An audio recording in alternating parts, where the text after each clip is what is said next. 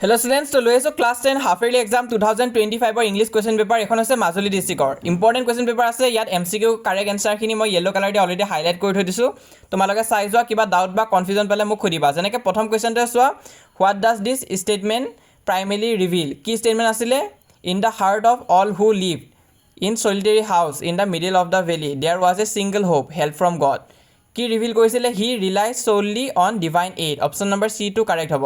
ঠিক তেনেকুৱাকৈ ইয়াত খুদিছে নেলসন মান্ডেলাই কাৰেজক কেনেকৈ ডিফাইন কৰিছিলে ট্ৰিয়াম্ফ অভাৰ ফিয়াৰ অপচন নম্বৰ এ টু কাৰেক্ট হ'ব তাৰপিছত 3 নম্বৰটো চোৱা ইয়াত কি খুদিছে ষ্টেটমেন্ট 1 ত দিছে Coorgi home has a tradition of hospitality এটো কাৰেক্ট হয় আৰু ষ্টেটমেন্ট 2 দিছে Coorg is a home to evergreen rain forest spices and coffee plantation এটো ট্ৰু হ'ব ইয়াত কি হ'ব both statement 1 and 2 are true option number C two correct হ'ব Next question is why does Amanda wish to be a mermaid, an orphan or a Rapunzel symbolize? Kyo tai hobo bicharisile mermaid ba orphan? Ya correct answer to hobo option number C, her longing for peace and escaping from restriction. Option number C to yat correct hobo. Next ase swa he should be lurking in shadow where plum deer passes. According to the poet Leslie Norris, the tiger should ideally be kot thakibo lage stalking prey in the wild. Option number B to correct hobo.